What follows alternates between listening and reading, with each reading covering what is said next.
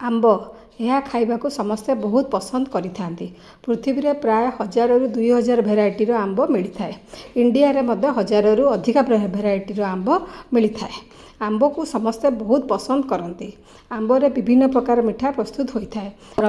आंब cake, आंब रसमलाई, आंब श्रीखंड, आंब milkshake आदि बहुत प्रकार मिठा होता है। आम आज एक नुआ प्रकार मिठा प्रस्तुत करवा जार ना हूँ आंब पुडिंग। साधारणतः आंब पुडिंग को समस्ते कॉर्नफ्लोर दे करथांती, किंतु आम आज एक नुआ जिनस दे आंब पुडिंग को प्रस्तुत करवा। चलतु प्रस्तुत करवा आंब पुडिंग। आंब पुडिंग करने आम नवा पाचिला आंब सेटा काटिला पर जमी एक कप रे 2 कप हम आउ चीनी आधा कप आउ कस्टर्ड पाउडर 1/4 कप ताकू आम ठंडा क्षीर रे गोलेबा। बर्तमान ये आंब को काटिकी आम ग्राइंडर रे देबा।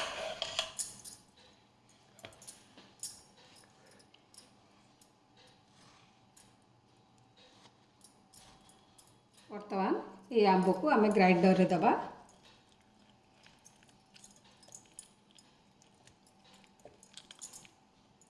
ये आंब आमर काटिला पर प्राय 2 कप होइछि।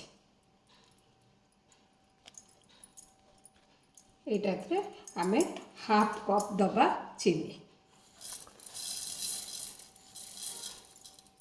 ताकू टिके बुलेकी नहीं आसवा। आंब बुलेकी आणला परे से आम 1 कप दबा क्षीर। 2 कप आंब पाई 1 कप क्षीर। यह चिकन करी बाटी आनिबा। आंब चीनी आउ क्षीर को आम पूरा चिकन करी बाटी आनले 1/4 कप कस्टर्ड पाउडर दबा। मेजरमेंट रे आपण को 4 चमच हम ताकू भल के मिसई देबा। जल्दी किसी गुला रही तो भल के मिसई देबा। ये कस्टर्ड पाउडरटा ये पुडिंग रो बाइंडिंग पाई काम करथाय आ ता संगे फ्लेवर मध्य देथाय आ पुडिंग रो कलर भी बहुत भल आसे। पैन रे आमे जो आंब बाटिकी आनिथिले सेटा को देखि एटा एइथिरे आपण मिल्कशेक भी करि परिबे। एटा केक रे मध्य दे परिबे। ये आंब रे बहुत जिनस करि हबो। वर्तमान एटा को आमे भल करी गोलेबा। एटा को आमे जाला रो ओल्हेई दबा। ओल्हेई देकी तापरे आमे कस्टर्ड पाउडर धीरे धीरे पकेबा।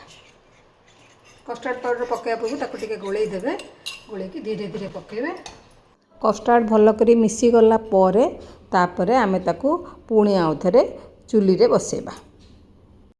मीडियम आंच रे कंटिन्यूअस घांटीबा को पड़िबो, नचे तले लागिजिवो। ए हबा को 4-5 मिनिट लागिता। साइड रो एमती करिवे जे साइड पूरा छाड़ी जाउथबो आ मझिरे मध्ये आपण चलेइबे देखिबे तळे आउ लाखु नथबो। तळे न लाखिले जानिबे हे गला। आउ गोटे होची आपण ता पकेइबे से आउ बोहिबोनी रही रही रही रही पड़िबो। रही रही रही रही पड़िबो सेतेबेले जानिबे हे गला। तापरे आम आउ टिके ठंडा करबा। तापरे एथिरे अल्प लेंबू रस पटरे आम पुडिंग बसेबा। एथिरे मो अल्प टिके तेल ग्रीस कर देछि ताको सब आड़े लगे देबे। साइड गुडाक सब भल कि लगे। वर्तमान एटा टिके ठंडा हला परे एथिरे लेंबू रस 1 चमच दिया हबो। ए आंबटा बहुत मीठा थाए। एथिरे खट्टा मीठा टेस्ट आसे आ ता संगे फ्लेवर मध्ये भल आसताए। तेणु ये टिके ठंडा हला परे एथिरे लेंबू रस दबा। कारण एते क्षीर रे हेची गरम देई देले से ताको छिडी जिवो। 1 चमच यही आंब मिश्रण को पात्र रे धीरे धीरे ढालिबा। ता सबू ढाली देला परे ताकू टिके टैप करिकी फ्रीज रे 2 घंटा पई रखिबा। 2 घंटा परे आम आपको फ्रीज रू काढ़ी देखिबा ये पूरा सेट हो जाइए। तापरे तार धीरे धीरे साइड गुडाक आस्ते आस्ते हाथ रे एमती छड़े देबे। देखिए सबू पटू छाड़ी जाउछि।